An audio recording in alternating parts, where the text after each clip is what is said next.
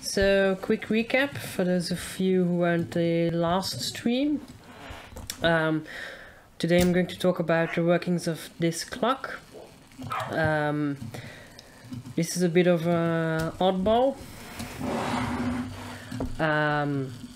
This is a clock that was made right after the Second World War. Like you can see, it is atypically mostly made of aluminium, and it was made by a German. It was made by Germans, but it was made for the French. So this clock is a German-made clock with a Brocaud escapement. I think Playful knows everything about the Brocaud escapement because he did some research on it, together with a lot of other escapements.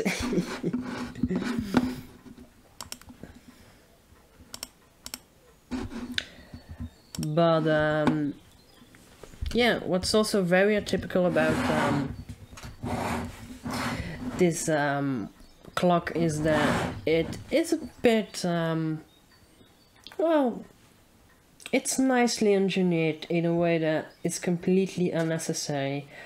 Like you can see all those levers, they're all nicely rounded, just because, I don't know, somebody thought it looked funny. And it is a really beautiful clock. If I go somewhere to a fair or something to make a bit of promotion for my business, I always take this one because it always gets the looks, because it's so pretty. So a bit about the basics of this clock. This is a striking mechanism, a Westminster striking mechanism. That means that it can play the striking of like the clocks of Westminster Abbey in England. So that means that every quarter of the hour it will strike a bit of the melody, and it repeats itself. So it will play the melody one time on the first quarter of the hour, and 2 times on the second quarter, and so on and so on. What's also a bit atypical about this clock is that it can also play the Ave Maria. So the roller here with all the pins that lifts out the levers, like you can see, it rolls here. You can change it, so now it's a Westminster, and if you change it over, it plays the Ave Maria sounds, and then on top of the quarter it strikes the hours when it's exactly on the hour. So yeah, you know all the escapements by now. I'm pretty sure you almost know all of them. There are a few oddballs that I didn't talk about because, well, it doesn't really make sense to know them. And yeah, it's not really over-engineered in that way. It's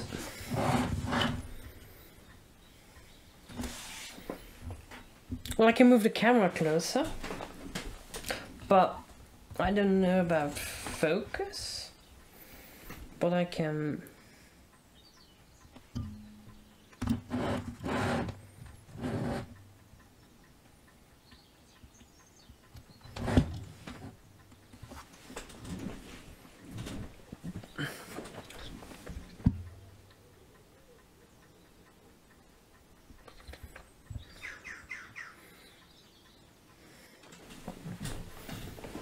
Okay, if that's better. But I don't know, it looks a bit out of focus.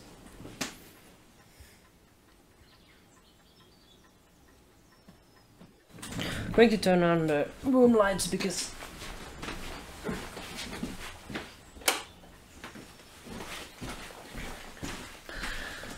that's a bit better. Less noise on the image. Oh, lots of gifts. Well, wait until we look on the inside.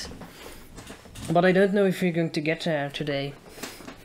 Well, the images are a bit noisy, and it's a bit better now. So, where was I?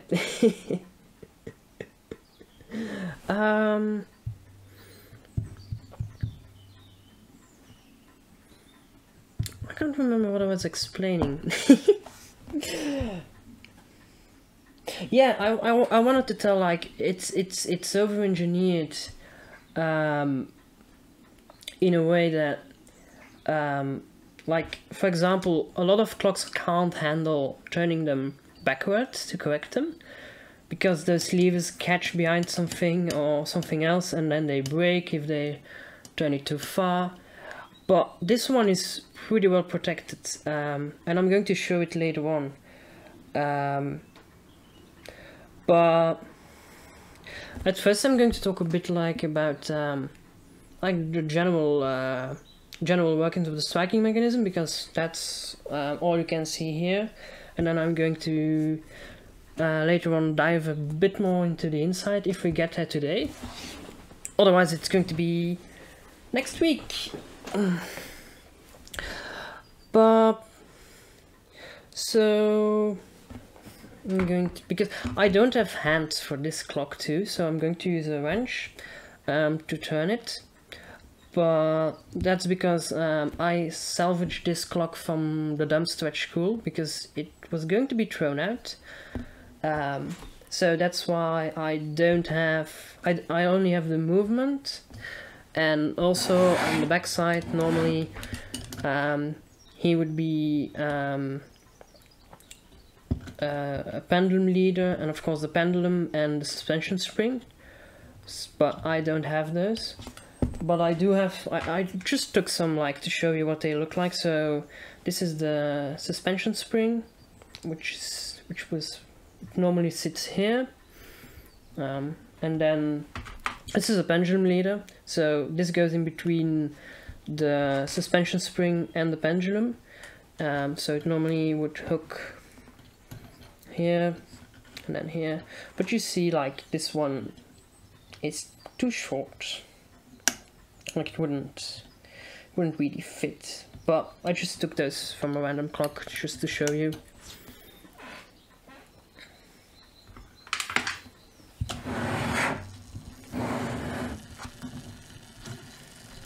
Well, it seems like I bumped something.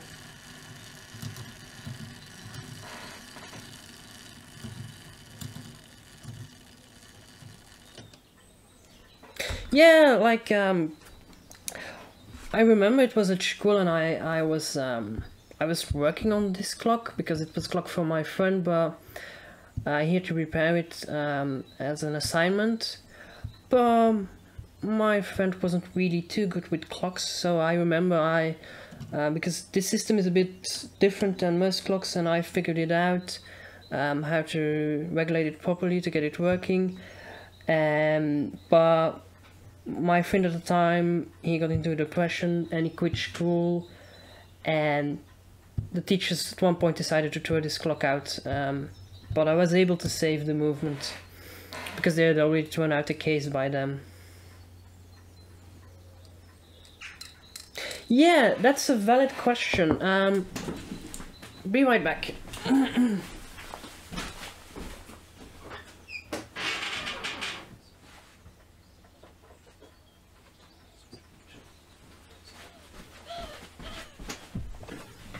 Well, normally they would hit something like this.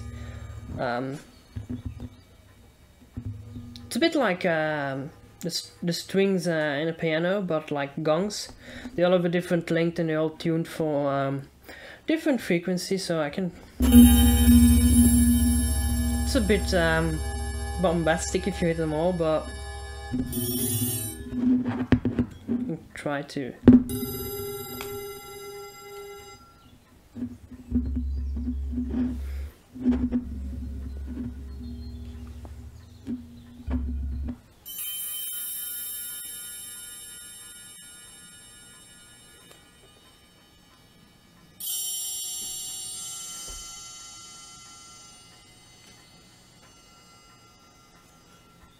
So yeah, normally they would hit something like this, but in this clock it would be like a double one. So 4 on each side. But I don't have one like that at the moment, so I can't really show it, but just imagine like it would be like 2 of those next to each other. So each set of hammers has 4 to hit against. So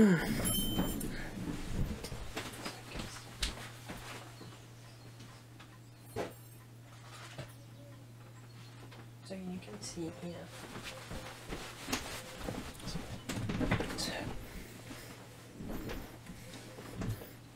So I'm going to turn this, and then you should watch this lever do its thing.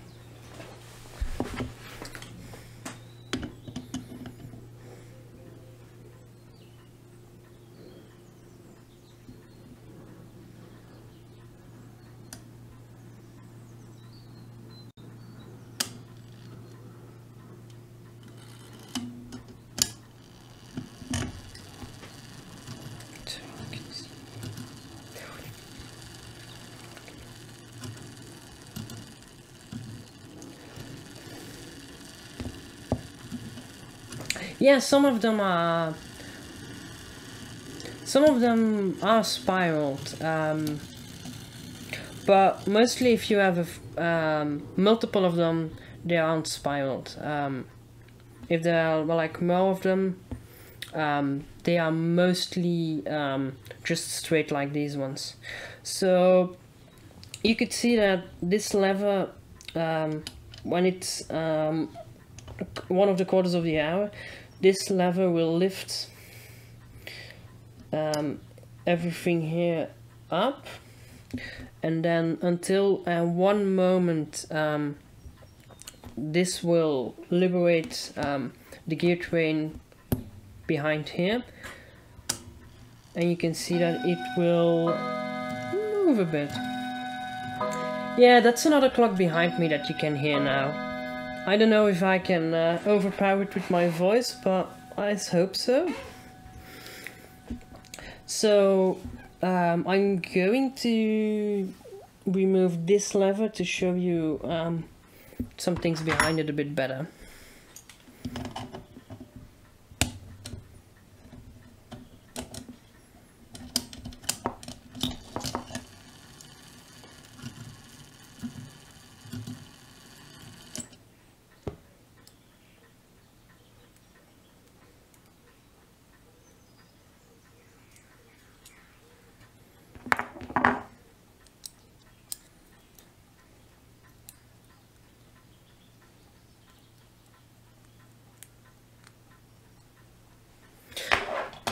So this lever will push this all the way up, and it will liberate this gear train here. So I'm going to show it later.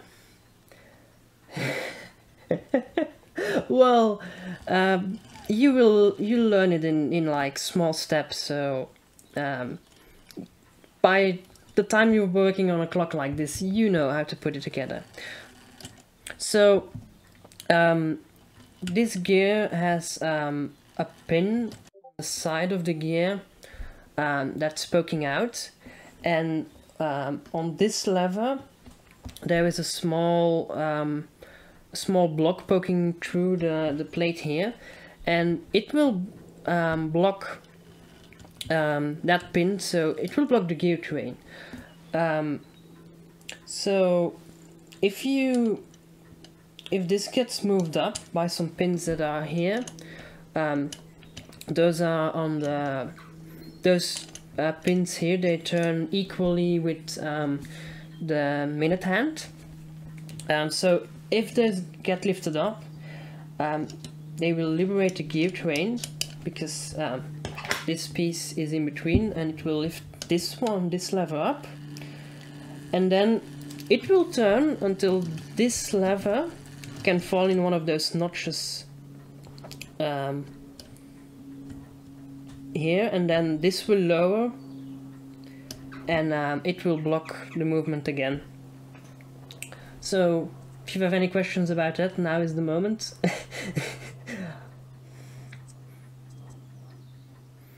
Because for me it all makes sense, but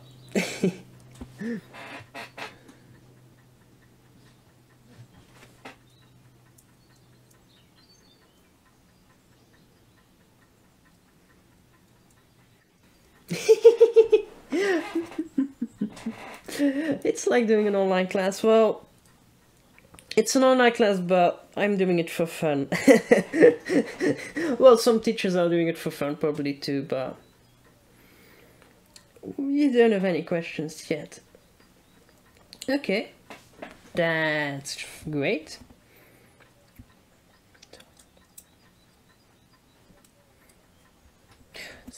So then I'm going to continue.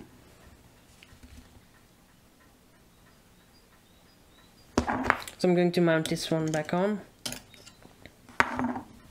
If I can figure out how it went back on. I think it's like this somewhere, yes.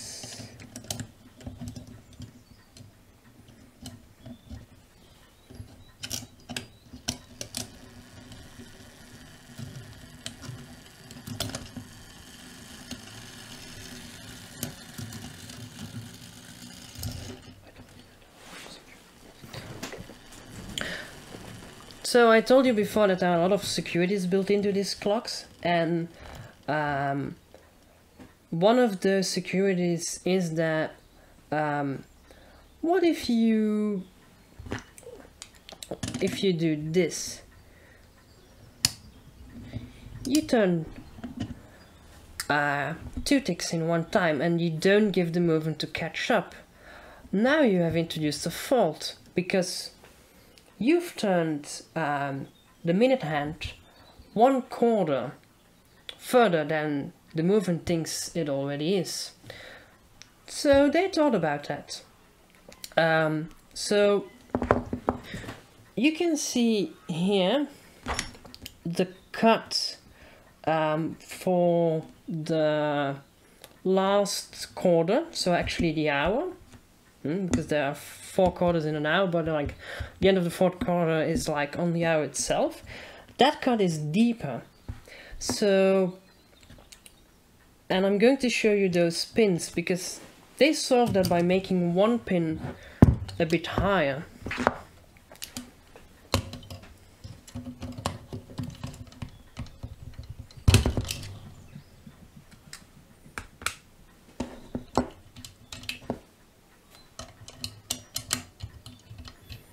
It seems like I need to remove that lever too.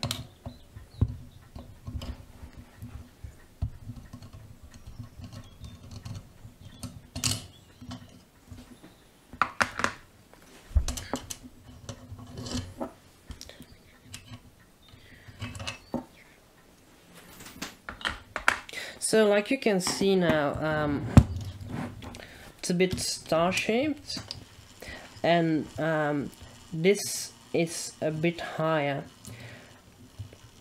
So I'm going to mess the synchronization up now, and I'm going to show you.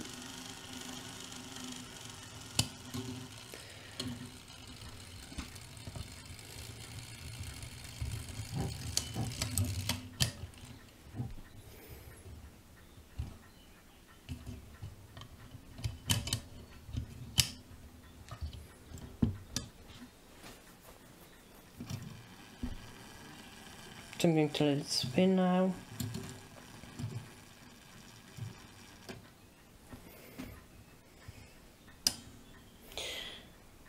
So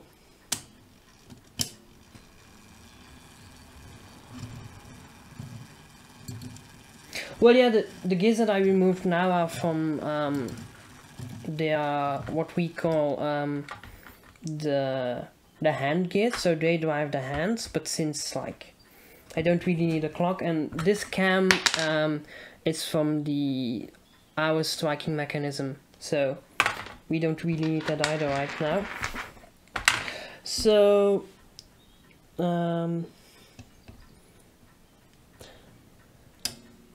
going to... So now you can see it does nothing. That's because I misaligned it on purpose, but now this time it will go because this is the higher pin.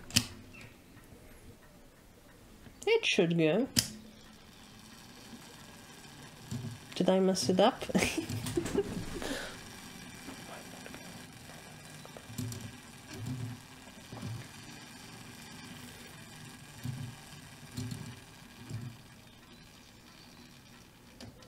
No, it should go now. So now it's the final quarter, but this next pin is a low pin, so it shouldn't go. Nope, it doesn't go. So basically, if it happens to get out of sync, it just waits on the hour until the high pin comes, because that marks the hours. So that means that if the clock is out of sync, it will not strike until that high pin will come by. So now it doesn't do anything, but now it gets lifted up higher, and now it strikes. So another thing that's going to happen now is there's a little bump on that wheel too, and now it's going to lift this up, and we're going to have the pre-strike of the hour striking mechanism. So now it's going to move a little bit, and it started. So in order to explain that, I'm going to mount that all back up.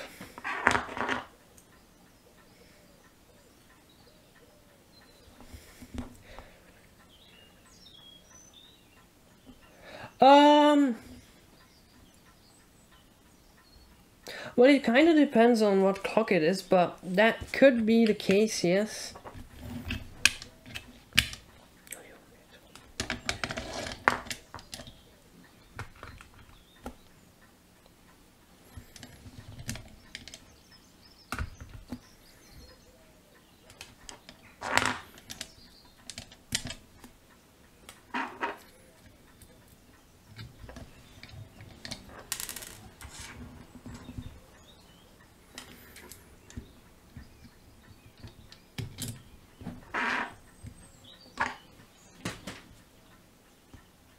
So another thing that they build in for security... Well, yeah, but like I say, this one has a lot of securities built in. If that clock doesn't have those securities, it could be that that's the case. Oh, I see. Just a slight reminder. I don't really know too much about those clocks, but... So another security feature that I'm going to show now is if it's ready for striking the hour, this lever will drop on this wheel with like all those notches onto it. But in case you would turn the clock, like adjust the clock time-wise, there is a little pin that can be pushed out of the way, so you won't damage anything by doing it. That's one of the other securities that they built into this clock.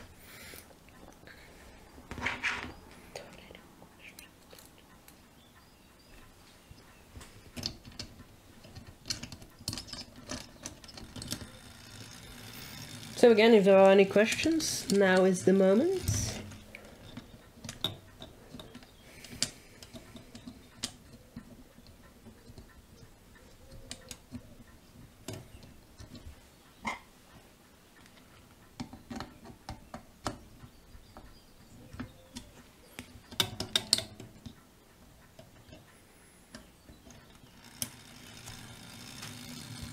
I'm going to take a quick drink.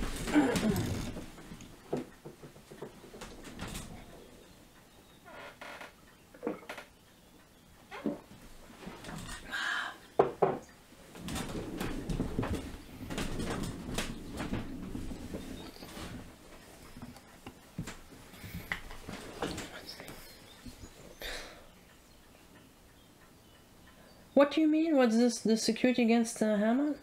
Oh, not much.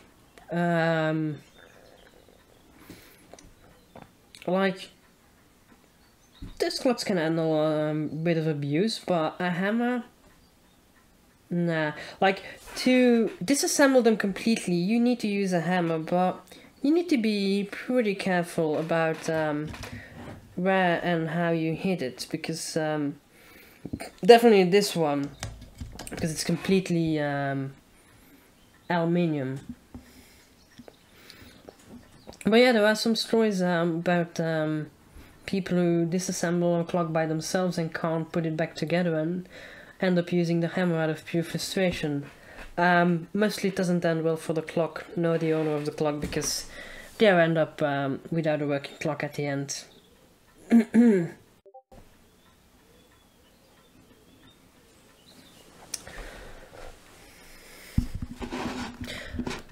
But yeah, no questions. So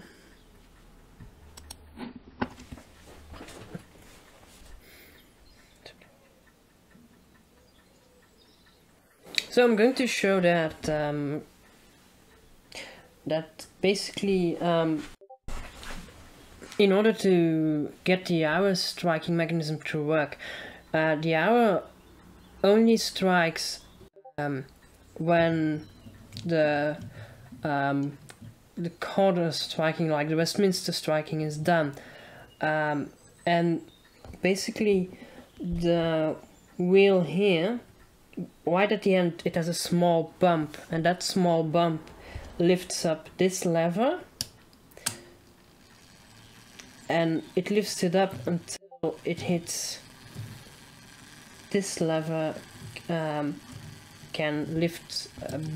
be lifted a bit up, and this lever will free the movement, and that's what we call the pre-strike. I went a bit too far now because we didn't get a proper pre-strike. No, it strikes once an hour, but it strikes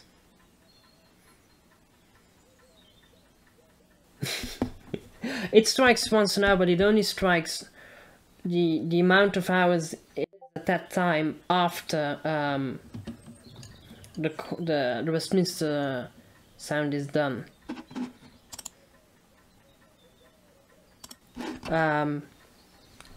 So that was what was I going to explain? So basically, this lever gets lifted up until it just can, and then it should stop.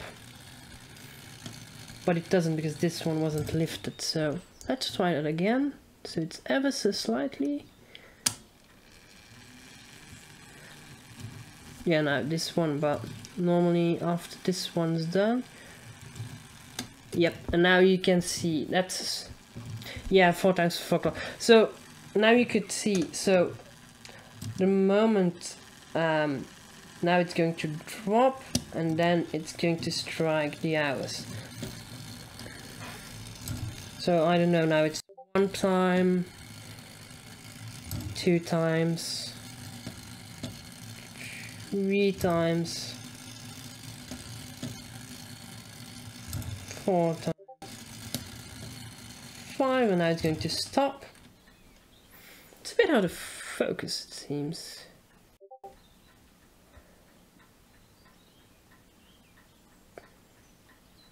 It's a bit hard to get the clock in complete focus because the camera is angled a bit, but so yeah.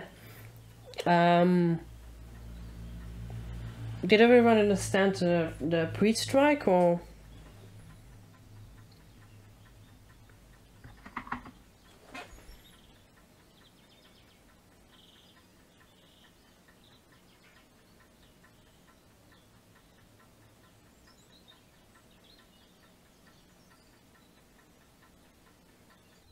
What's the purpose of the pre-strike? Well, the pre-strike actually makes the clock ready in a way that it means that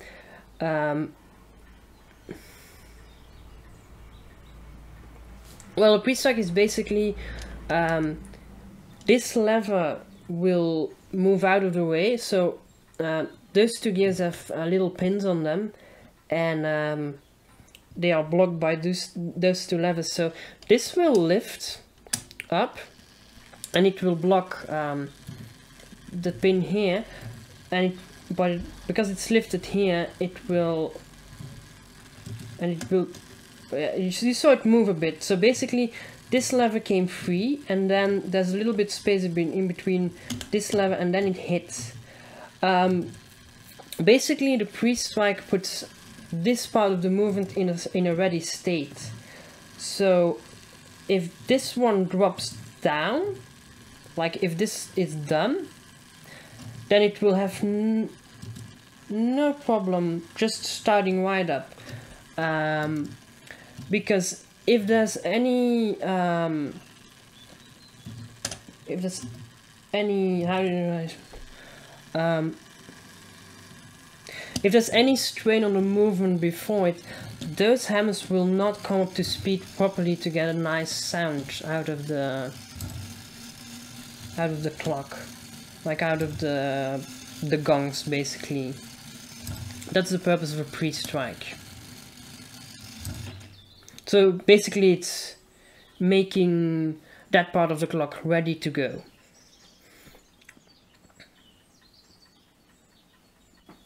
So I'm going to see, so basically if I lift this all the way up, we have our pre-strike, it has hit now. If I push it up further, you can see that this cam drops down. So this cam will hit those notches here, and those notches, you can see, they gradually go from very deep to very high. So this is the 12 for 12 o'clock. This is the 1.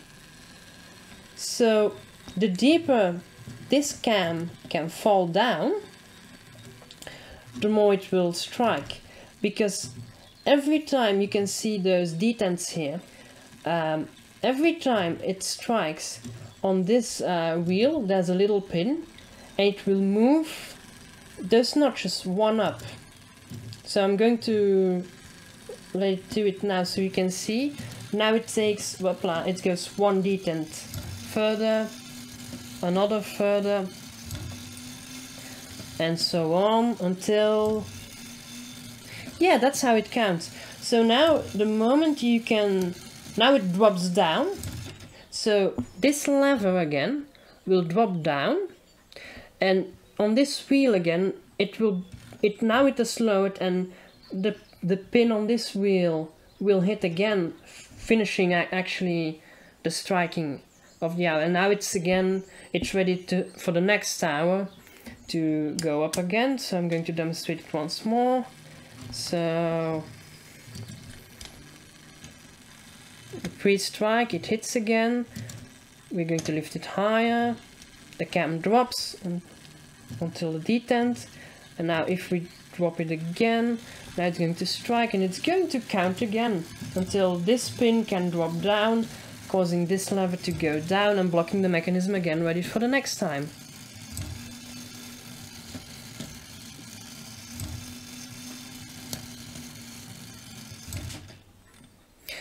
So that's how it counts. So another interesting thing about, you can probably see this here and this one here.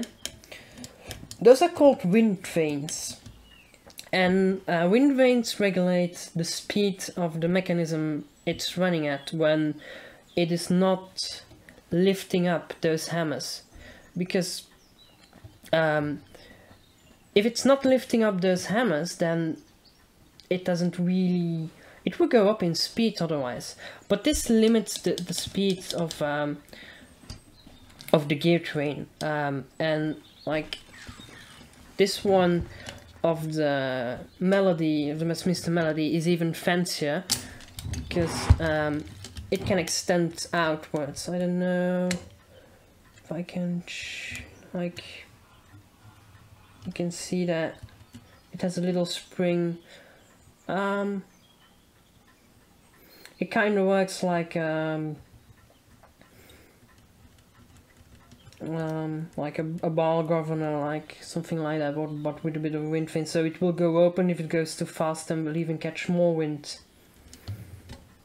But this one is just a normal one, because this this is just the strike of the hour. It's a little bit less complex than this one, so that's why they get away with it.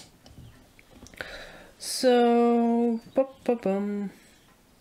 yeah, it's like the governor on steam engines, but it doesn't really, like on a steam engine, the governor will drive a valve. Here it's more acting directly. Or the governor on the brakes on an old elevator. On a governor, that's where the balls out, the expression balls out comes from. Because balls out would be like the maximum speed thing would be allowed to do. So yeah, that's a bit all there is on the outside. So hi, you finally made my stream.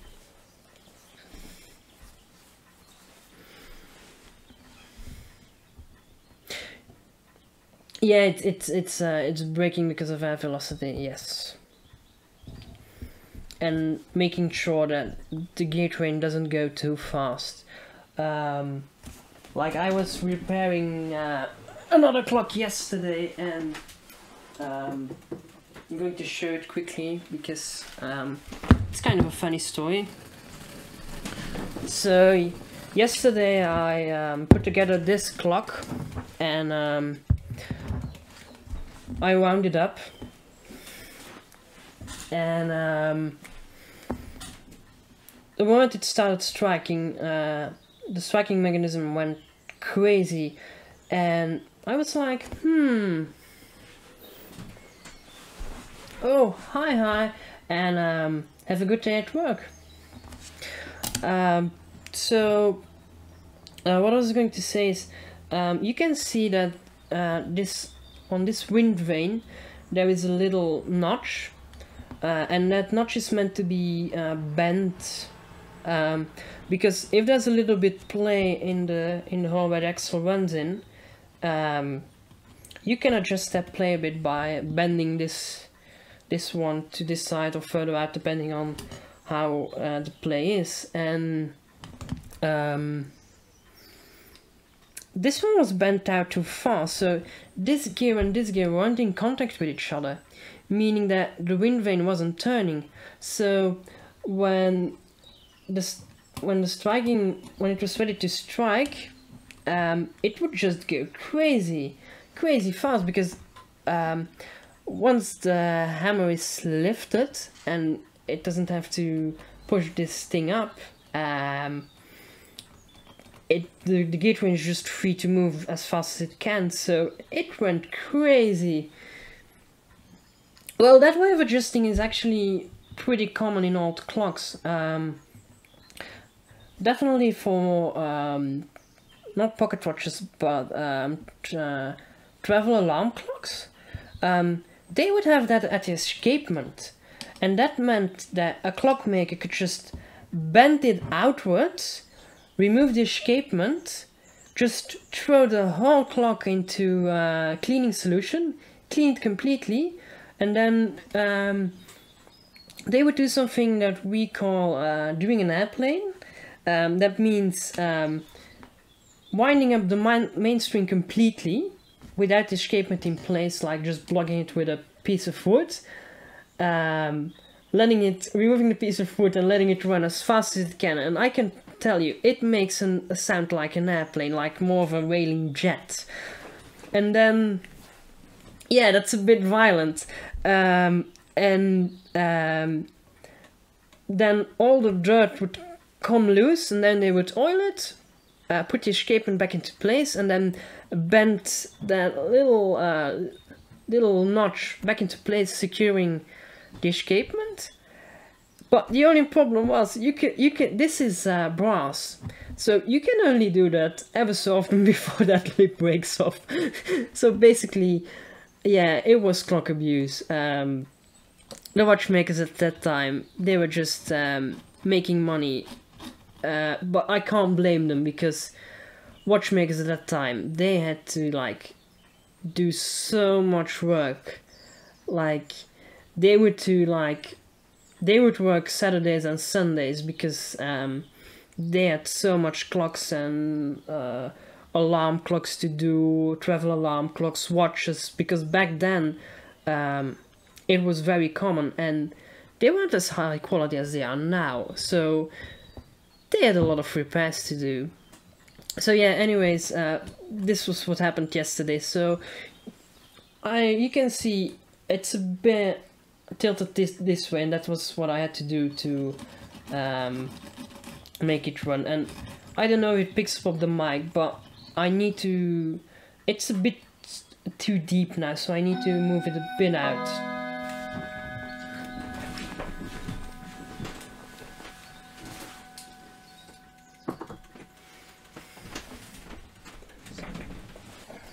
So the way of adjusting on this clock some distances, like for example the escapement, is a bit different. You can see, so because this clock is aluminium, and if you would run a steel axle in aluminium, it wouldn't last long before the holes are oval instead of nicely round. So they all have like little pieces, round pieces of brass put in place. Yeah, an invalid profile would solve that for a bit, but yeah, not a discussion for today. But what I was going to say is that on critical places, like for example this wind vane and the escapement here, you can see that the those round pieces of brass have a slot in them. So that means that the hole is not in the center of the round piece, and there's a screwdriver hole in. So you can, by turning it, you can regulate the distance in between, in this case, the escapement wheel and the escapement. So I'm not going to do it because this one is pretty well regulated, and this one too, but you get the idea. By turning it around, you can move the distance because the hole is not in the center, and that's the good way of handling some adjustment. But this one is only on one side, and on the other side you have like a plate that you can move up and down by releasing those screws.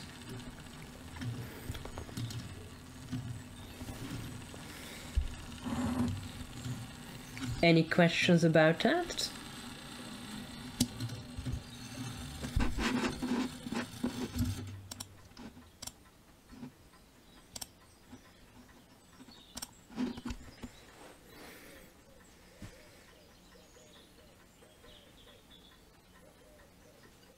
If not, then I'm going to partially disassemble the clock to show you some more.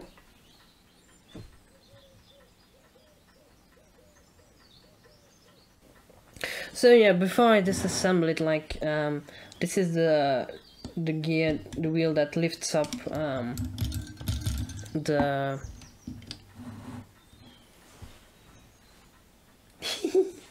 it's eccentric, yeah.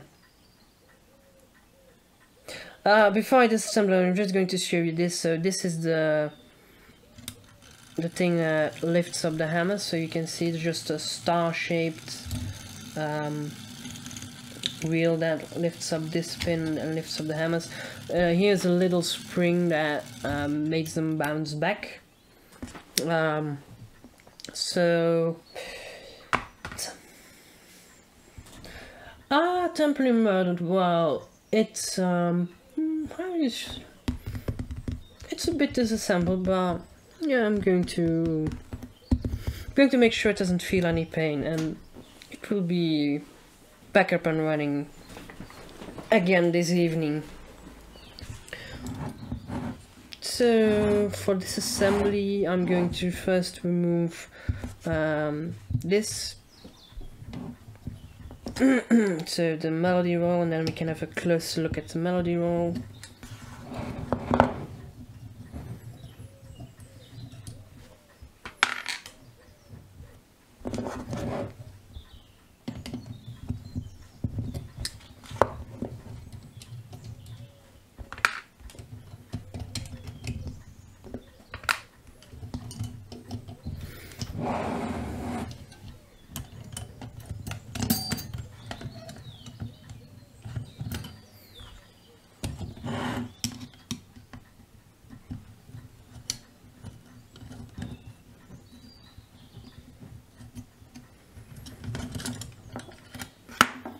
So this is the lever that which allows you to select in between the Ave Maria melody and the Westminster melody.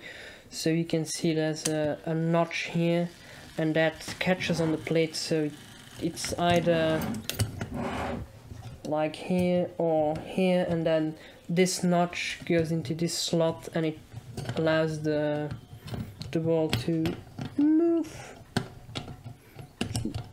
like this. So at one, so it moves from there to there, allowing a different set of pins to hit the hammers.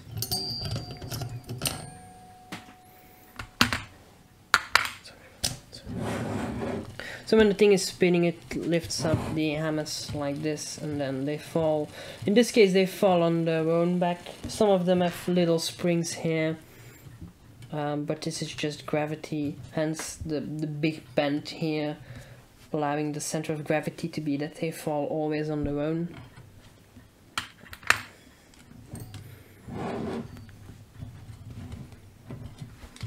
So they're all the same.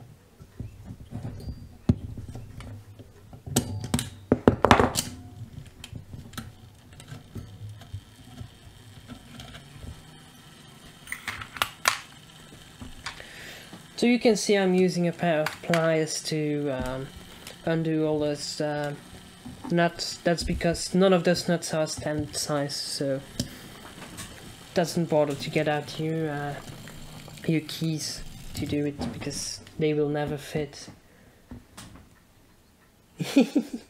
Yeah, well, it's going to until we release the springs.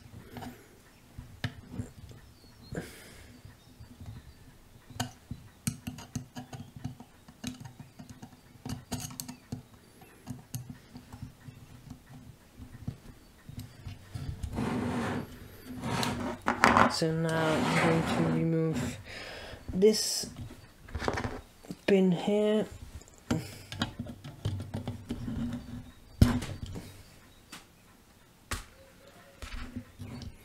There's a small washer too. And then this bit's just slide right out. So those are the hammers of the hour. So now I'm going to loosen the tension on the springs. So, but you can see this one has this one has double like double detents on it. Basically, the Westminster or the Ave Maria melody need so much power that there's a super heavy string behind this, and we don't want it to release on accident when winding it, because you would probably break your wrist if that force is going to release at once. So they put double security on it. You don't see that very often, but on this clock they did. So in order to release it, because I can only disengage one of those, I'm going to temporarily remove one already, because yeah, I only have two hands.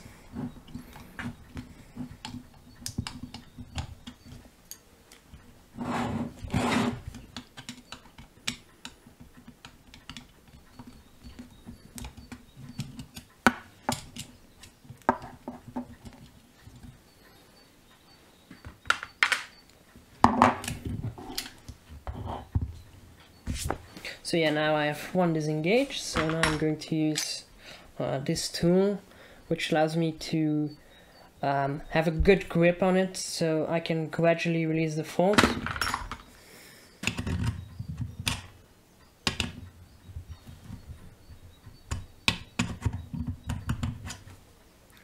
Finding one with a good fit.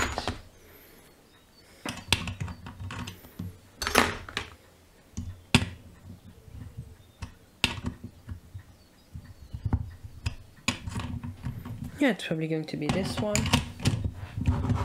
So now I'm going to turn it, and then with, I can't, yeah, like this. So I'm disengaging it and letting it slip gradually.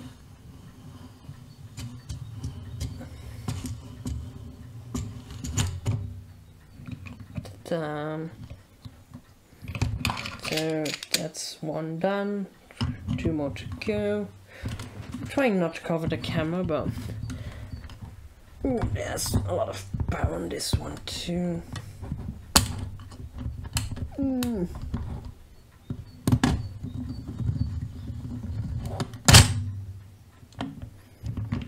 That one's a bit violent, but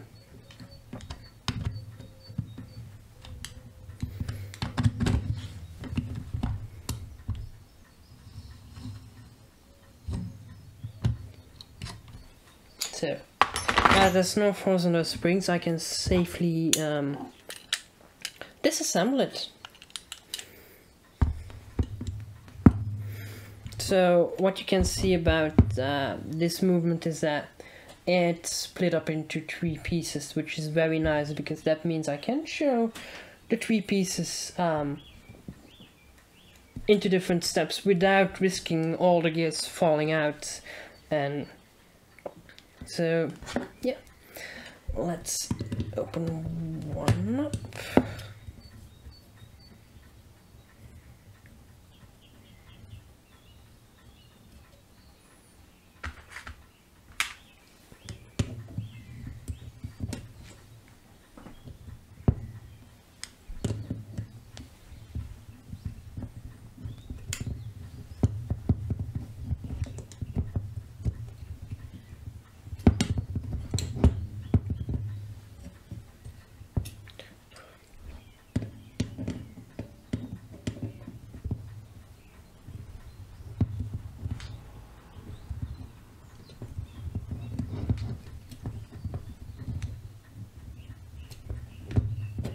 Seems like this one's a bit naughty.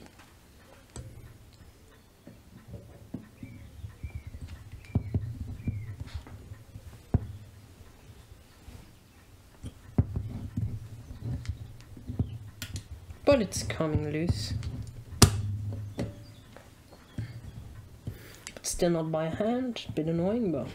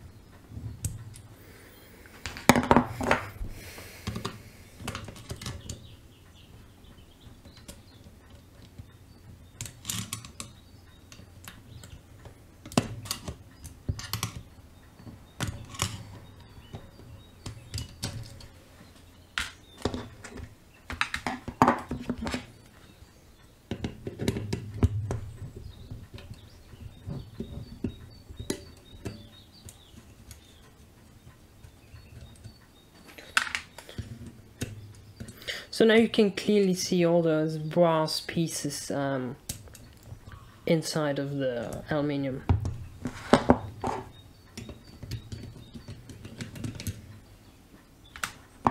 So I've opened up the melody part of the... So you can see there was still a bit of power left on the springs, but not that much. So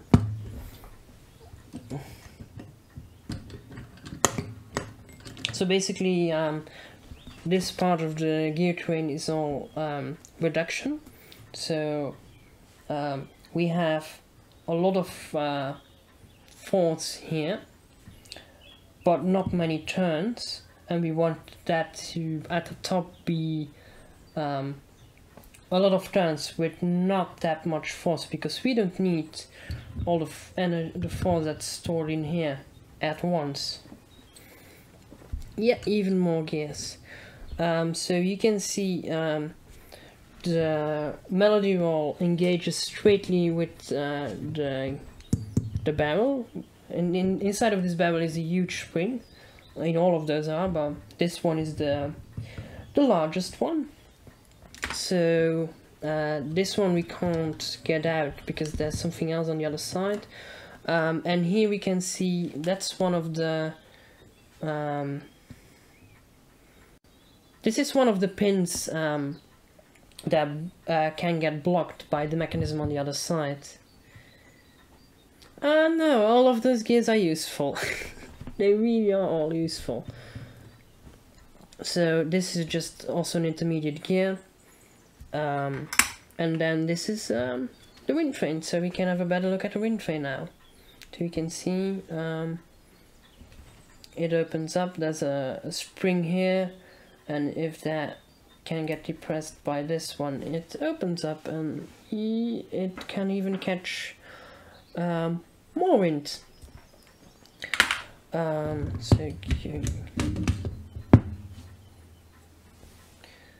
I'm going to remove the barrel. So yeah, now you can get a better look at those two levers that catch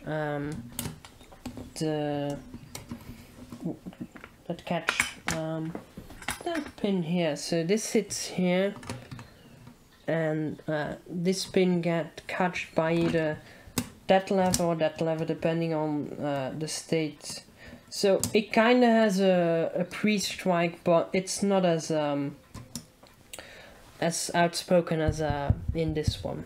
So you can see, like, if I lift those up, you can see those going in the way or not going in the way of this. So this gear is coupled onto this wheel with the notches in that divides it into quarters of an hour. And there goes our main cam. Ta-da! It's back. So now we are going to open up the main gear. So basically, if I would disassemble this movement for a big clean and maybe repair, I would remove the wheel on the other side. But for now, I'm just going to clean it because I know it works. It all works. And I'm just going to leave this in place. But just saying, if this would be an actual repair, I would remove the gear on the other side, but for now I'm just going to leave it into place because I know there is no play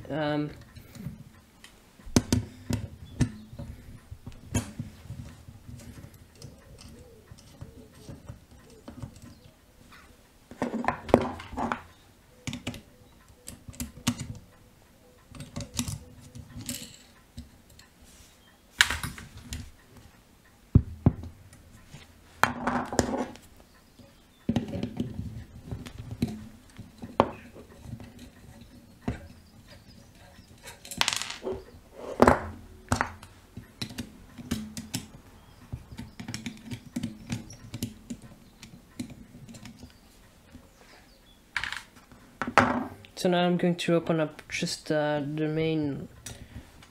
the main movement that drives the clock. So here too there was a bit of residual power left in the spring, but nothing too much.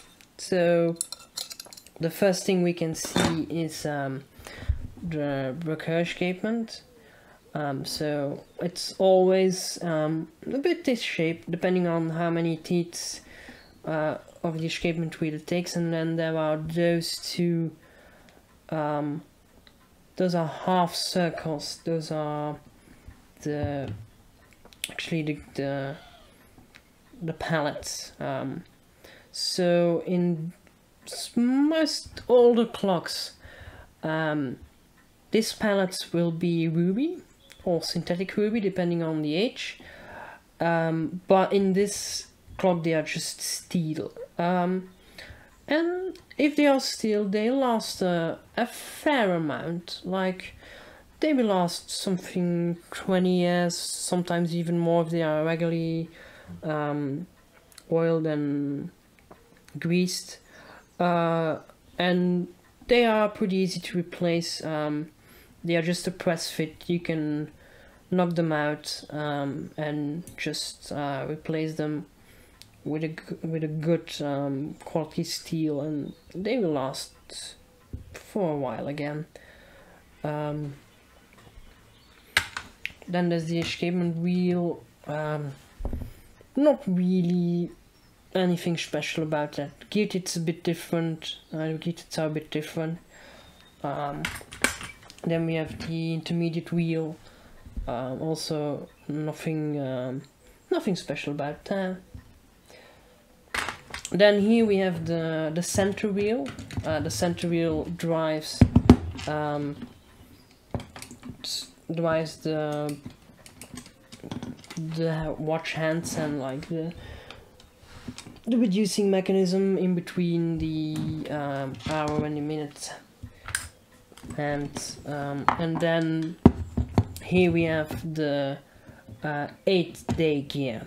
It's called the 8-day gear because in most, like 99.9% of the clocks, if it's an 8-day clock, it will have an 8-day gear. So this is actually an extra reduction to make sure it can last for 8 days. So a week clock, like we call it, lasts for 8 days, meaning that you have more or less 24 hours more, just in case you forget to wind it. I don't know if I can disassemble, if I can get it out. No, it doesn't seem like I can pop it out. So it's going to have to stay until I remove the third part. So yeah, any questions so far? I'm going to take a quick sip.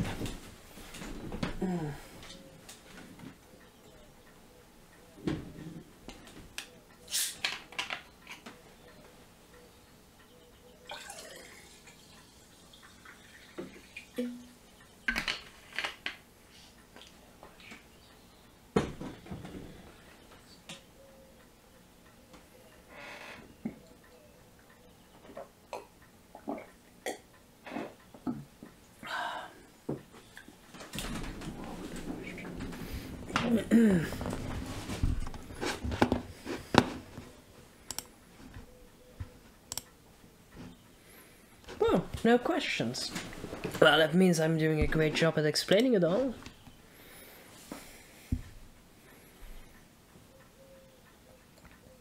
Oh, yeah, that's a good one to show. Might put it in, if I don't forget, it will be in the description of the replay too.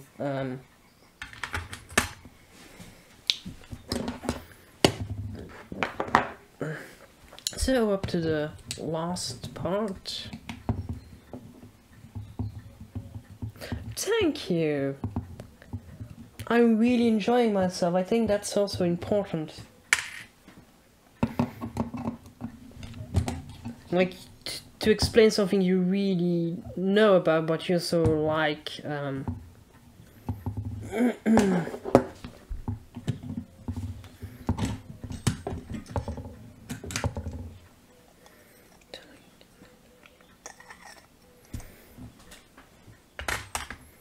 So like you can see here, the top is the wind vane again. This is the wind vane without anything, so it can slip a bit. So the axle can slip a bit in opposed to the wind vane. So I don't really know if it's that well regulated, but there's always a bit of like slippage in between the wind vanes, so it allows a bit of extra movement. So then this is after the pre-strike, so after this one's released, this one hits against this lever here and it stops the pre-strike, and then once this one has gone all the way up, releasing the cam with the detents on it, it will fall down and it will release this one's releasing all the gear train, because at that point this lever is being kept up by the lever here with the detents on, and it will stay on until the final strike is done. It will fall down, blocking the movement again. So it's not really immediate. So this wheel, it seems like I can't get this main bevel out, but so I can get this one out. Oh, I didn't knew that it has removable axles, so that means I should be able to grab the axle out. No, it doesn't really want to. It's a bit stuck. The axle is a bit rusted, so that might be why it doesn't really want to come out. So that means I'm going to have to knock out here the star wheel. I'm going to knock out that off, so I can remove the springs, because I'm going to ultrasonically clean the clock, but you can't put main springs into an ultrasonic cleaner because it messes up the metal structure inside and they will get really brittle.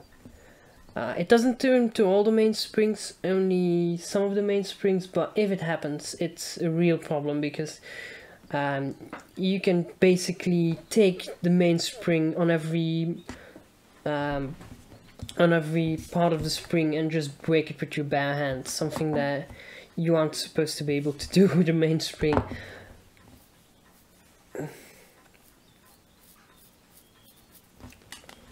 So yeah.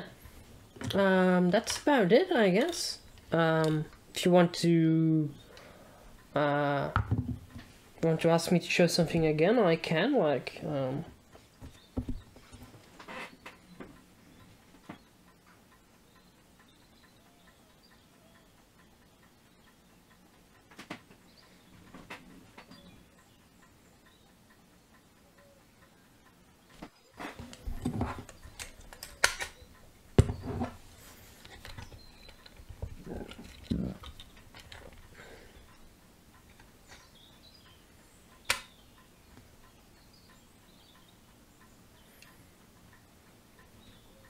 oh yeah, what I forgot to show is if you turn it backwards, it just goes down. No. I'm going to put it together on the next stream, because I'm going to ultrasonically clean it, and that will take about... That's going to take about an hour, because I need to put it in the ultrasonic cleaner and then put it on a dry rack and make sure it's dry, and by the time that's done, I have to end the stream because I need to go somewhere else. But I'm going to clean this clock, and next week I'm going to put it together on stream.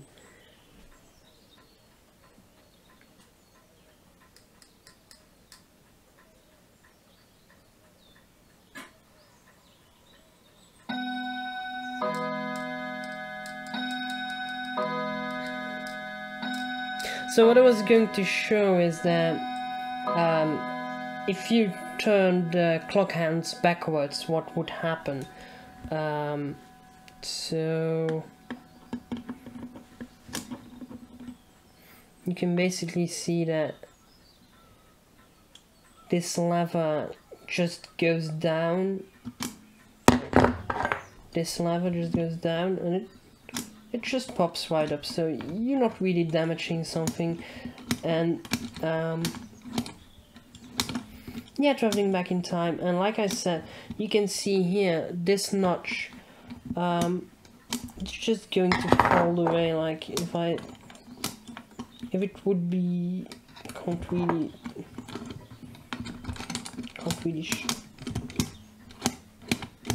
I'm going to turn it a bit, like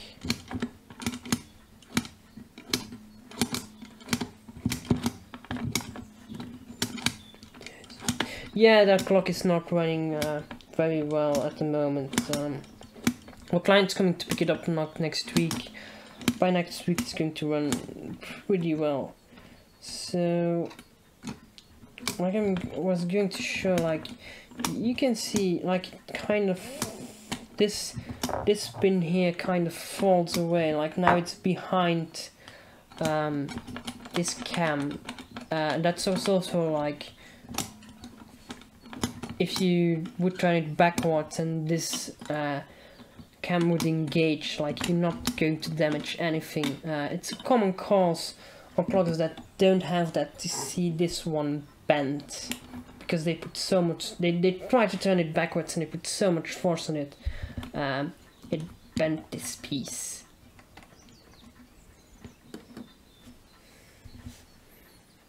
Yeah, it makes really nice sound.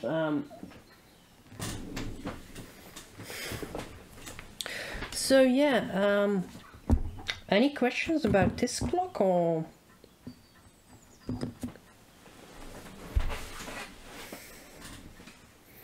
like I have about an hour left of time to stream, so I want to fill it up with something. Like I'm going to take a look around and see if I can find something interesting to talk about otherwise.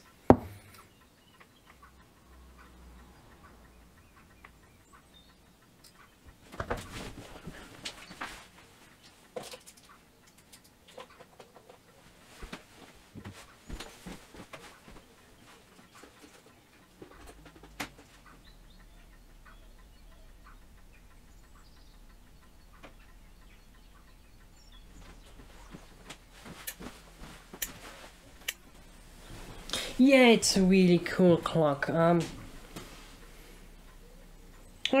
took a small alarm clock because I'm going to explain how those worked. I don't really know if this is a good example because it has plastic gears, but show a working clock running. Yeah, well, like it's going to get a little bit boring, like after half an hour, no? Maybe even quicker.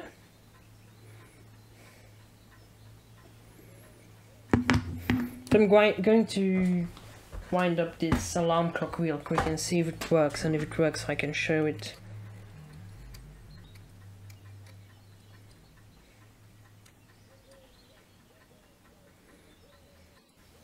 Oh no. Like it's missing one of the springs, so it's not really a good thing a good way to show it, but good to see if I have another alarm clock that does work.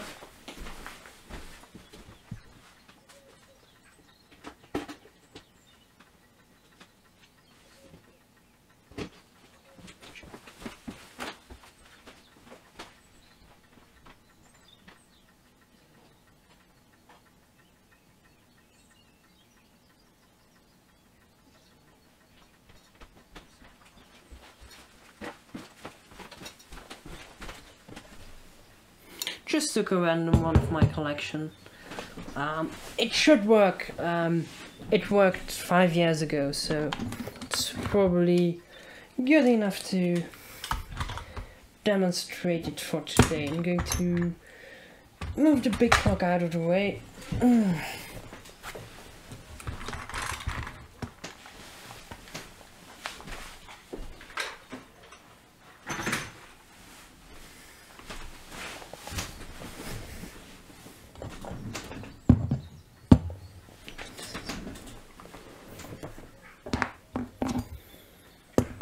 So this is a Kinsler Opta.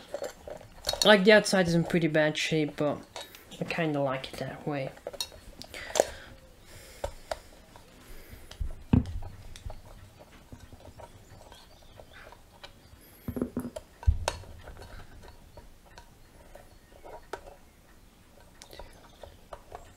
So if you ever want to disassemble an alarm clock like this, there might be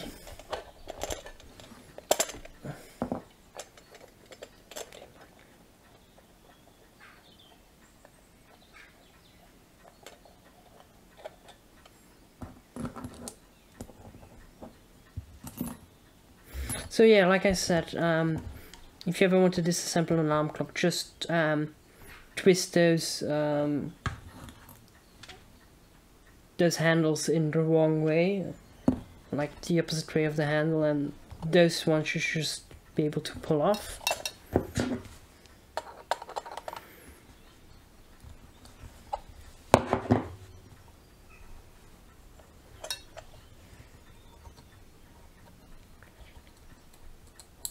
I was just kidding about the radium hands, by the way.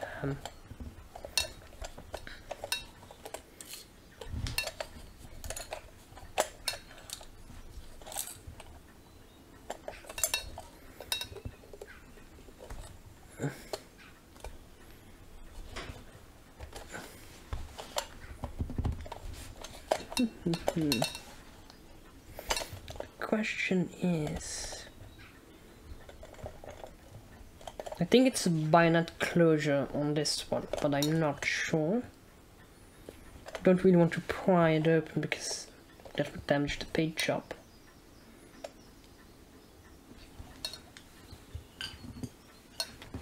So I'm going to try gentle. Oh no, it's not a bayonet closure on this one.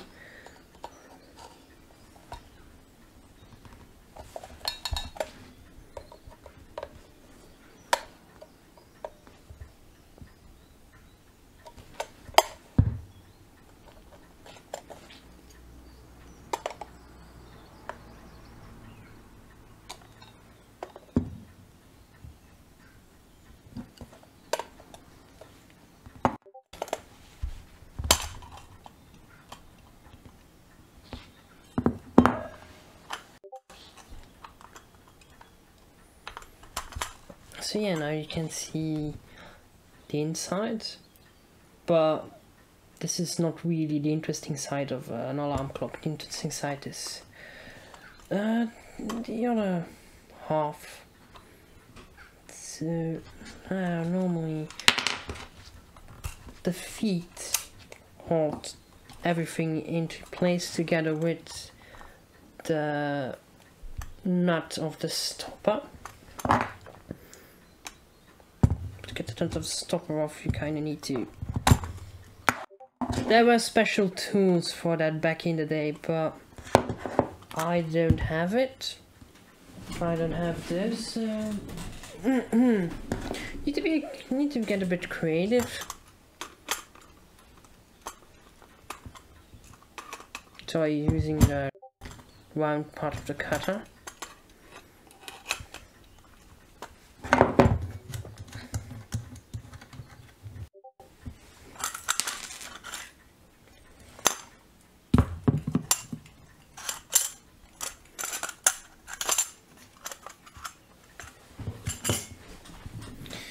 So now we need to get the plate off, and I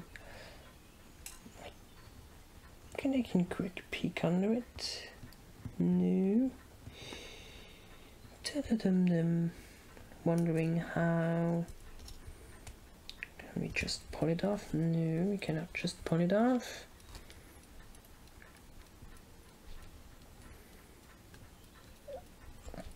Yeah, we might be able to just pull it off. Going to remove the handset first.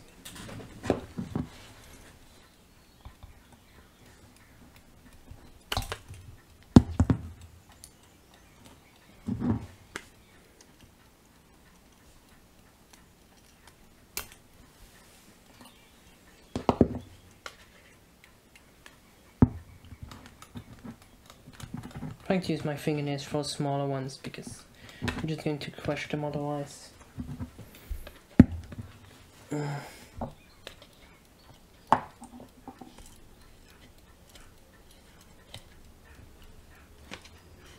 Yeah, and that already happened with this one.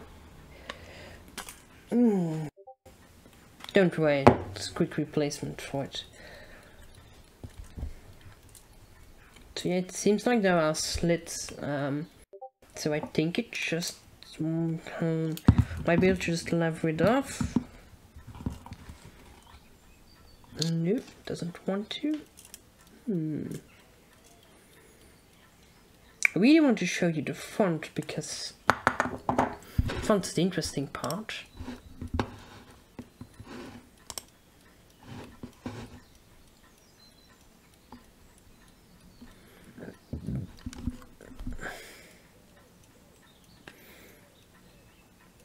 So it looks like I need to pry it open.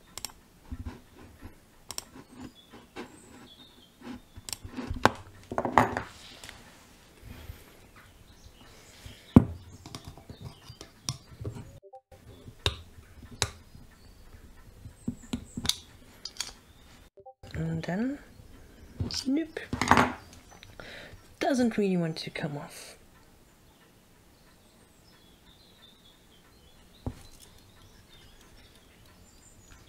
And like if I look underneath, it's not, it's no hidden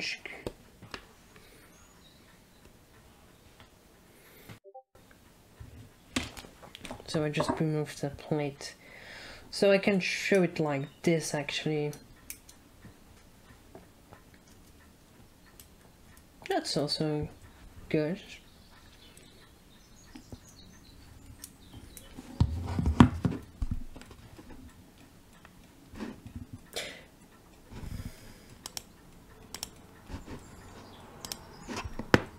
Yeah. I'm not supposed to have Discord notifications come through like that.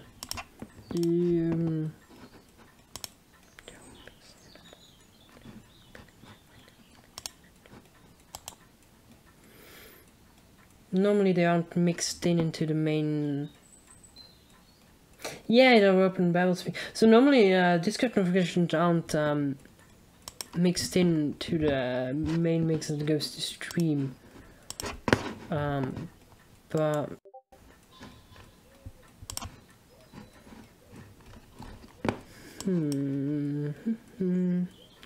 isn't me.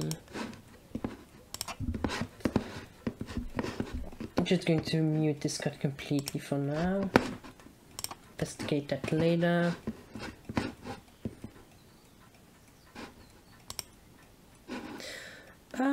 Yeah. So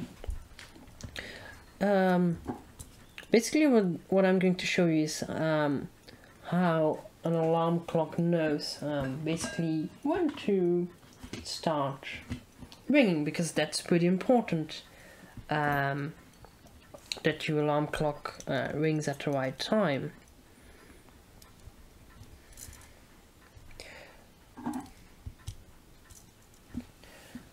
So looking for the right handle.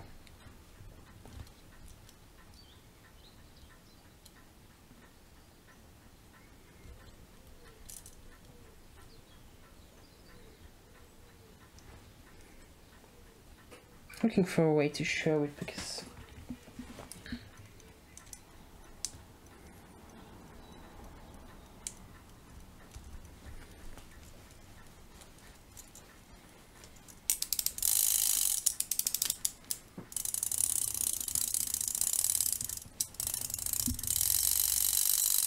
like you can see,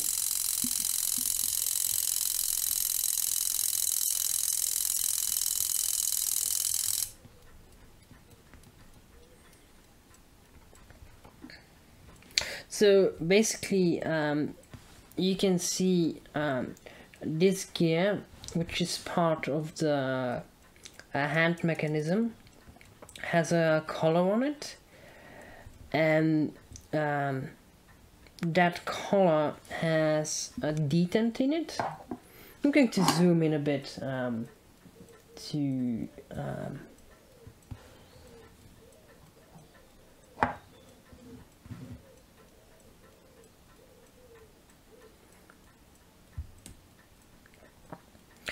so you can see the detent on it here.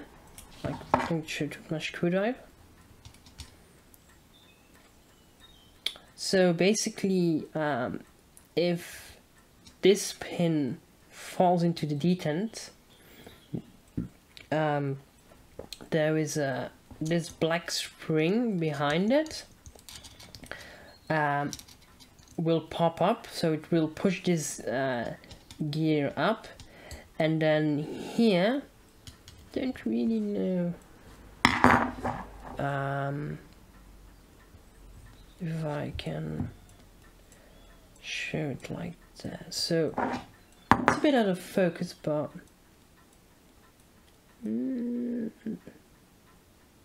so the pin there behind the screwdriver will allow the mechanism to engage and release the rigging mechanism. So it's a bit out of focus. So, oops.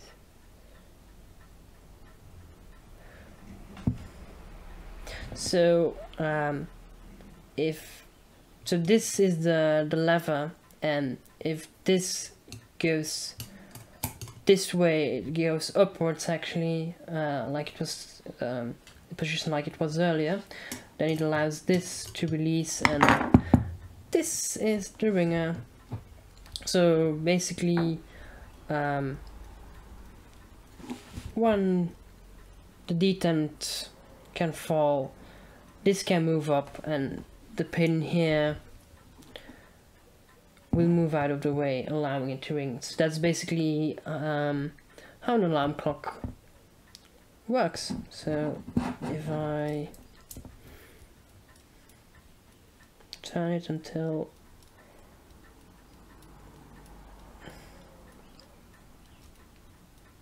it should fall into the detent any moment now.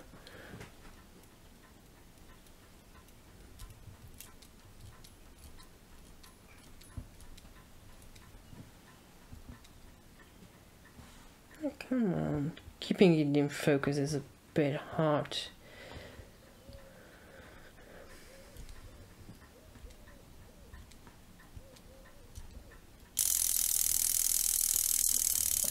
But yeah, I don't know if you've seen it, if you see it move out of the way.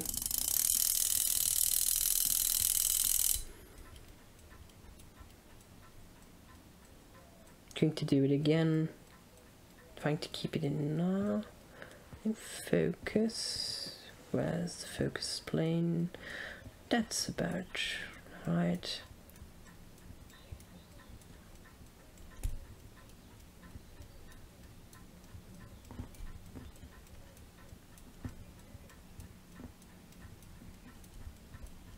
Yeah, it kind of like sounds like a rattlesnake because, yep. So now you can clearly see the distance in between it.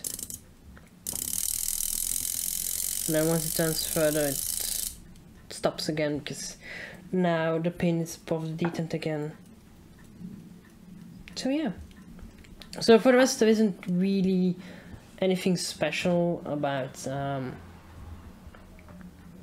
alarm clock like this. It's just a pin pallet escapement and basically a gear train to keep the escapement running, some gears to the hands, and then that extra gear with the detent on it and the collar.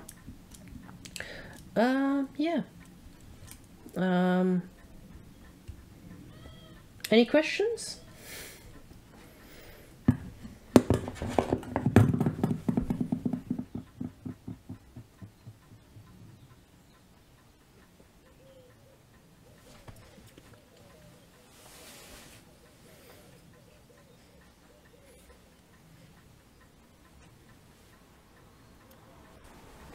So I'm going to put this one back together because it's so this one is on my closet in my room, and kind of like it there.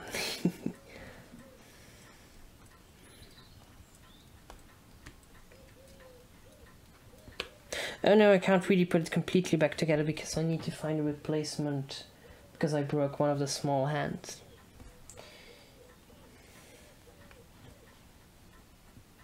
No, I don't use it as an alarm clock.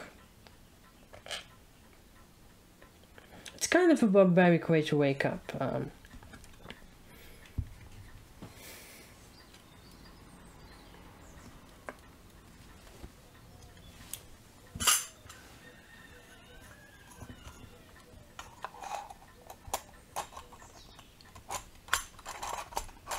Going to zoom out a bit because so you can kind of see what I'm doing.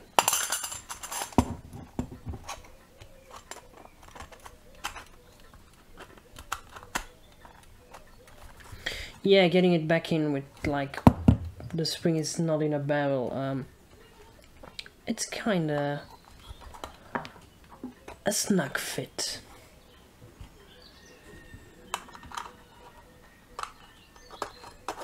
I'm basically going to loosely put it together because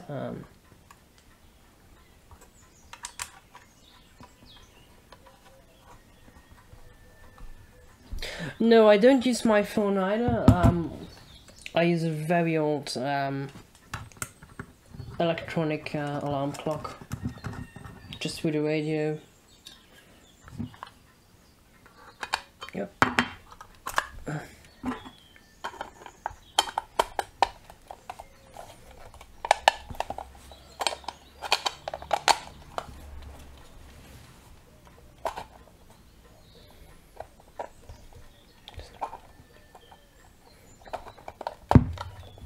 But yeah, there's nothing wrong with waking up with your phone, Rose.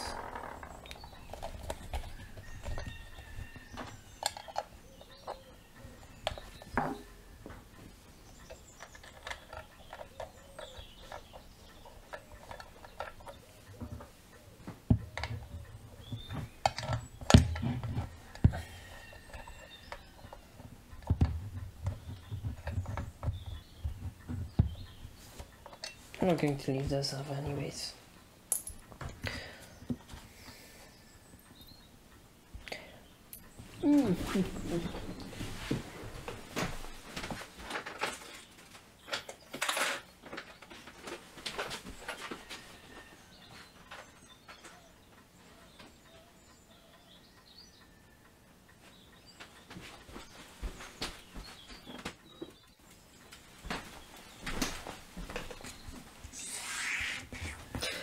Yeah, they can't crash software, but they can run out.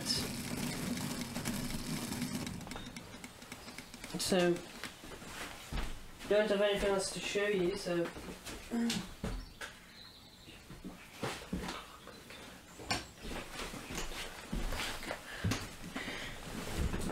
So yeah, going to let this one take a bit. It's going to be fast because it doesn't have a pendulum.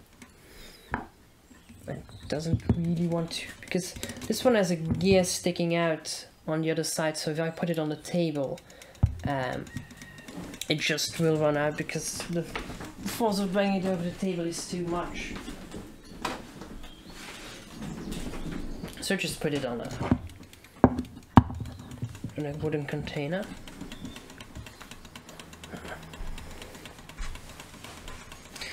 And I'm going to adjust this a bit because it's a bit too tight. Preseat.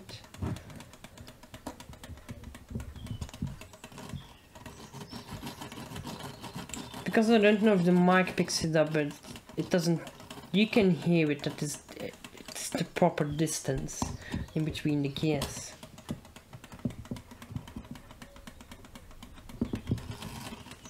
That's a bit better already, but you can still hear that it's still too deep.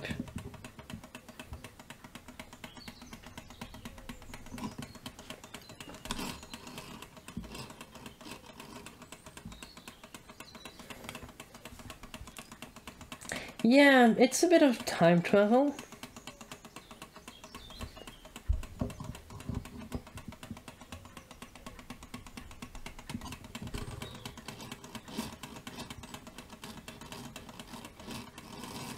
It's slightly becoming better.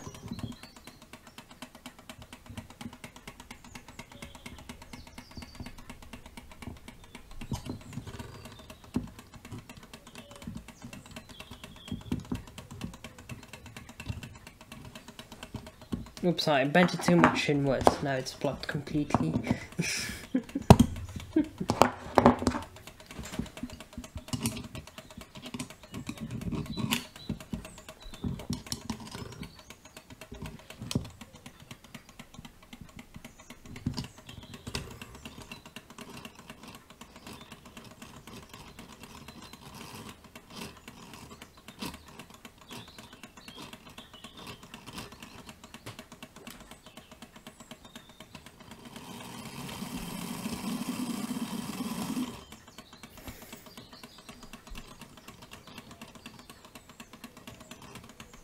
It's getting better, but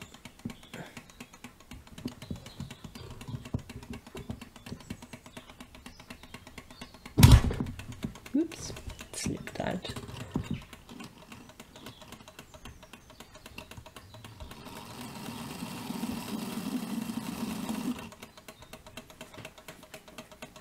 Yeah, it sounds pretty good now.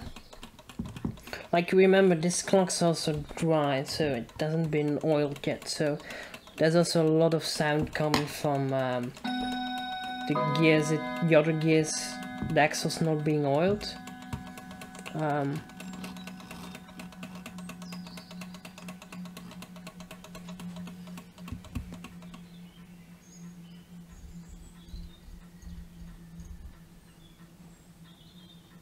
Actually, the sound is from the escapement, so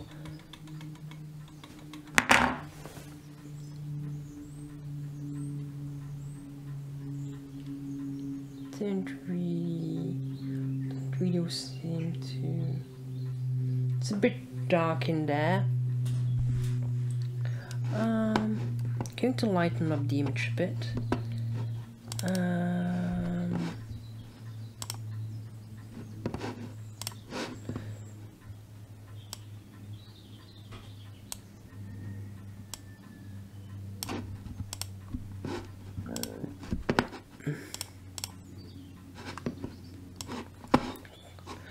Colors are a bit washed out, but you can kind of see it now.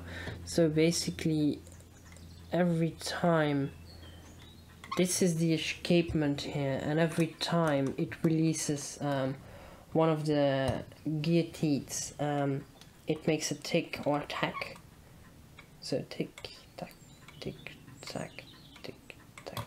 And you want those tic tacs to be evenly spaced out from the center.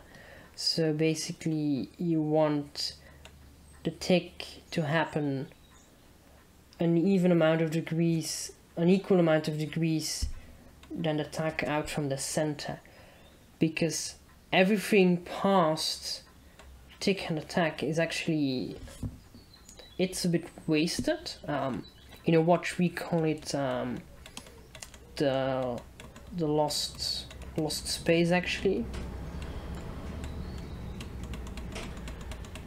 So you can see with this clock it's pretty well, I don't know, if I line it same plane on the camera, you can kind of see it pretty well.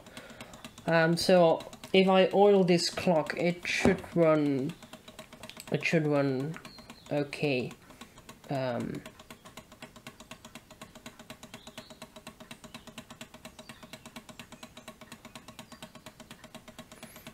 I was just testing it without oil to see how it would run without. It's best to always let a clock run in a worse situation than it will be at the customer, because you don't want it failing when the clock is at the customers. So you just make the condition a bit worse and then make it better. There are also clock makers who test their clocks just a bit tilted to make sure that it keeps working in a worse condition. I sometimes do that too, it kind of depends on how the repair is going. Yeah, going to put the brightness back to normal.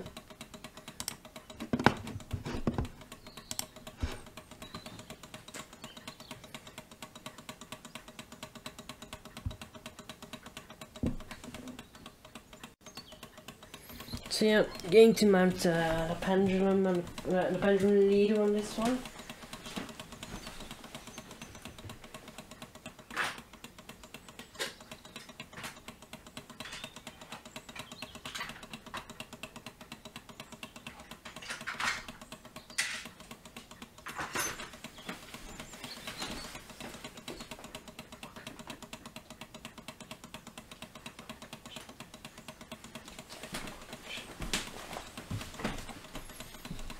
And the suspension spring too. It's a bit crooked, but I'm going to see if I can bend it straight reasonably well, so I don't have to replace it, because those suspension springs are a bit hard to come by the correct ones, and they are pretty important to guarantee the correct workings of the clock. So basically the thickness of the two springs here are very important. The length is important too, but you can correct for the length. It's the thickness and the wideness of those two springs.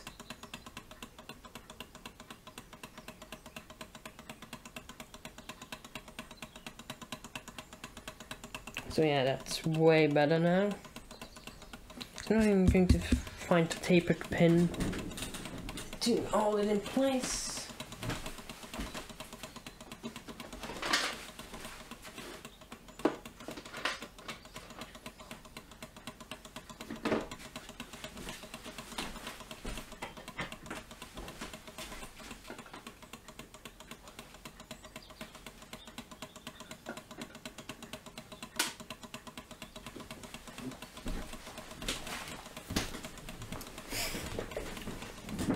Duct tape, nah.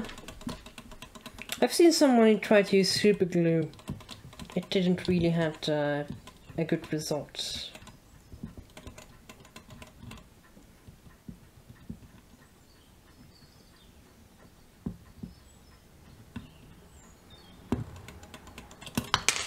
Oops. Not sure if it's the right tapered pin. Client disassembled his clock himself, like he removed it out of the case, so I don't really know. Oh yeah, it's just the other way around. Okay.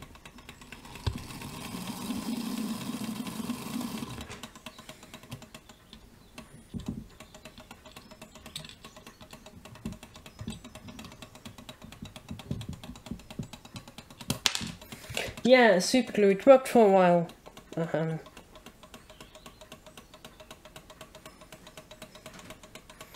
You got to take into account super glue is pretty brittle, and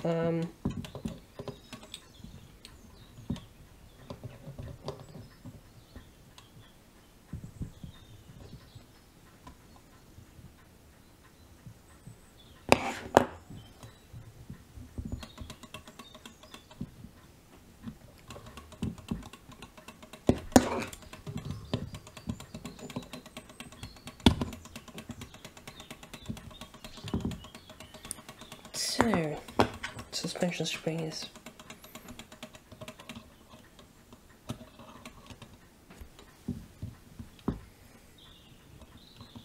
and it's one of those annoying ones where you can't disengage the suspension so it's the other way around. You need to mount them all at once to make it easy.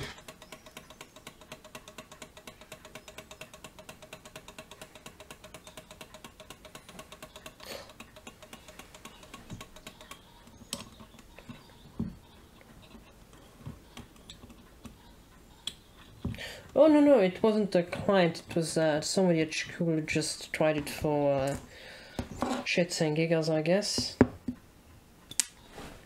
Oops, daggers.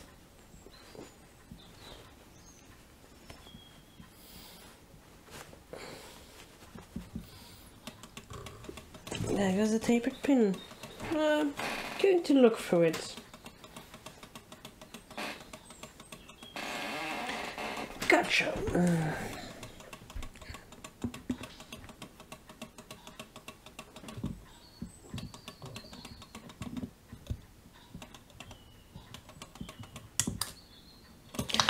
Oh yeah, as goodly engineered the first clock I showed today was, that's as badly this one's designed.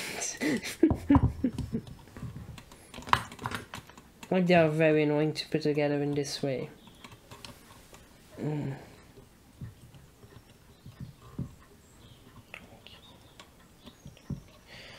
Sometimes I think engineers who designed it this way think that watchmakers have 1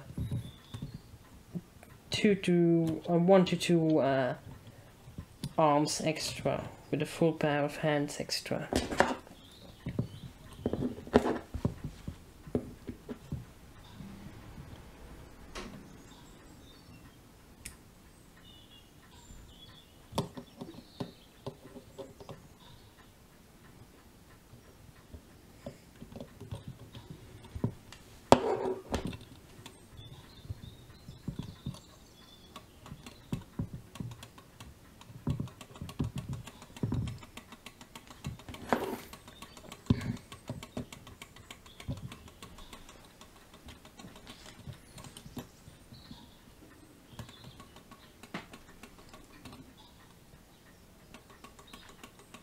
Five hands? Nah, that's way too much.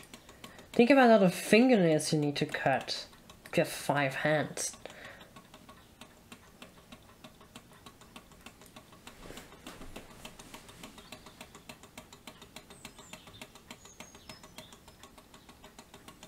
Yeah, that's why there's a hammer onto it that hits the gong. I don't have the gong here.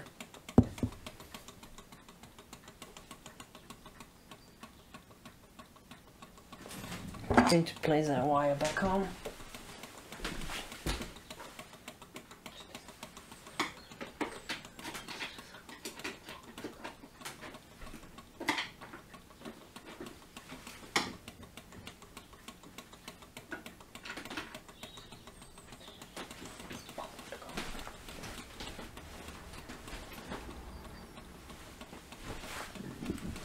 Yeah, like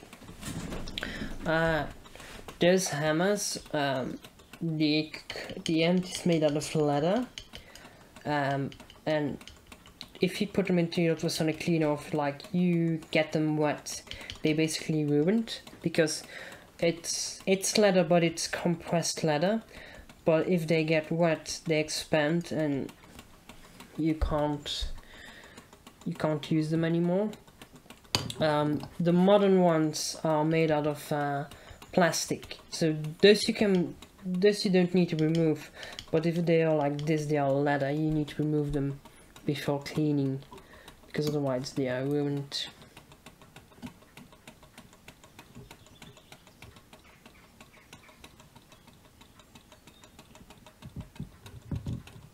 So yeah, once the clock's released, like, ta-da!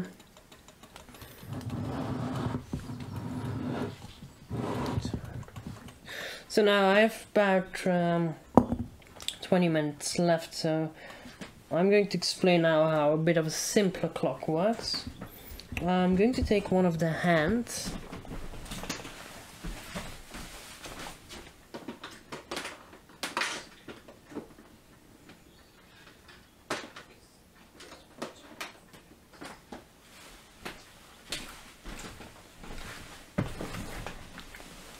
Because this clock is just it strikes the hours, but it strikes once on the half hour. So I'm going to explain a bit how that works. So basically, let's see, what is it going to do now? It's just going to do half hour. It's going to do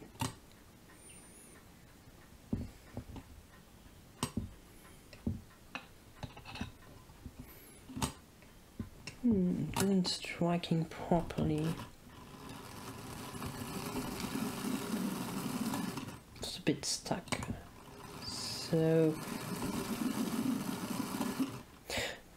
what basically happens is that if the clock, so there are also two pins on the extension of the minute hand, and basically what happens is if it's the half hour, it will only lift it out so far that this cam can't fall. So now it's doing the hour, and it's going to count again like I explained earlier.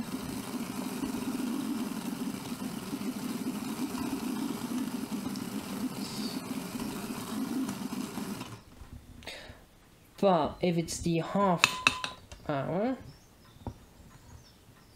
yeah, it's the same, but if it's only the half hour, it isn't going to, it isn't lifting this high enough that the cam can fall. And as a result of that, it can only hit once and it stops. That's the way because on half an hour it only strikes once, so that's how it's doing it, by just differentiating the height here. So you can see on the hour, it's going to lift it high enough that the cam can fall and strike the hours.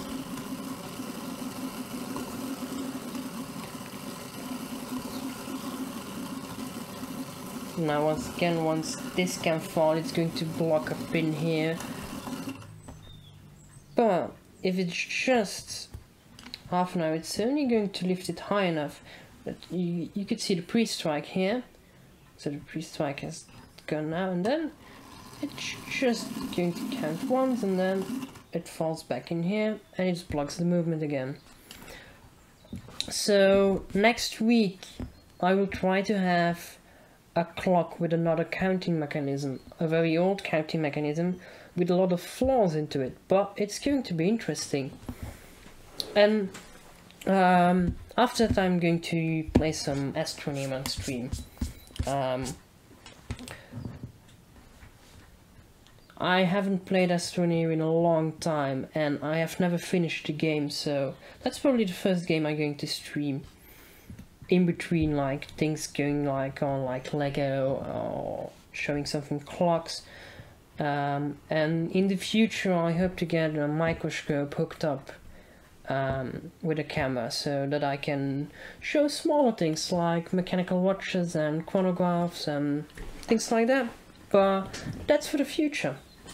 So, are there any questions about this clock or watches in general? Something you want to see in the future that's clock related?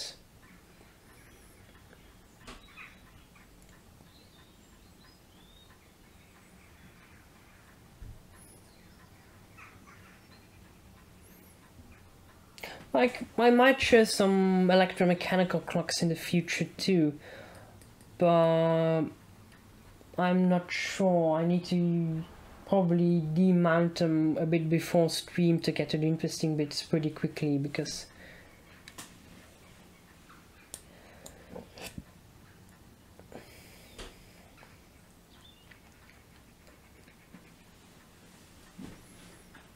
thanks. I'm glad you'll find it interesting. Yeah, like I have like a few minutes left, like 10 minutes more, like actually 13 minutes left this stream. So if you have any questions, now it's time. Otherwise, I'm going to wrap up the stream.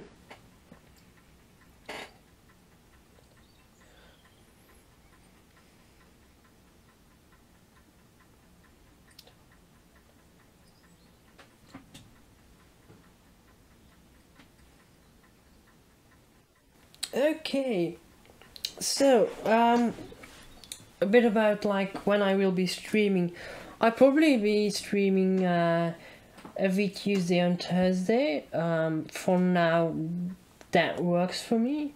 It might change in the future, but just so you know, it's a bit of a nice break of the week.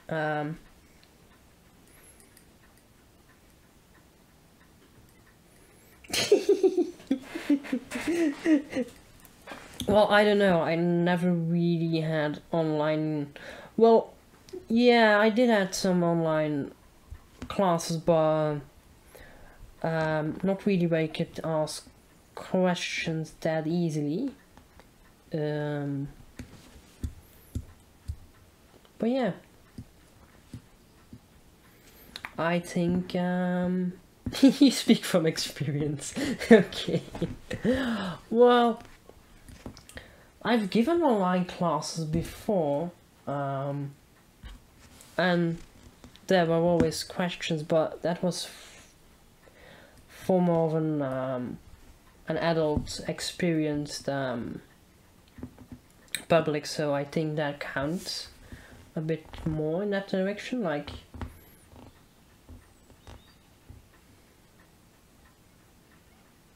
But yeah,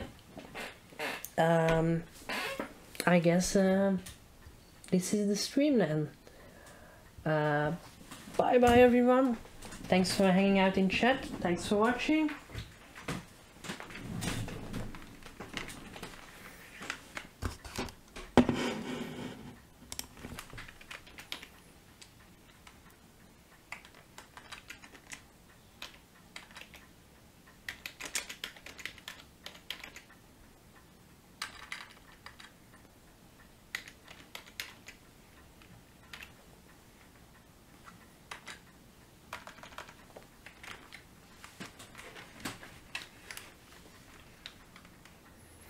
And if you're watching the replay, I will try to put some of the links we discussed it in chat in the description of the video, so you can check that out as well.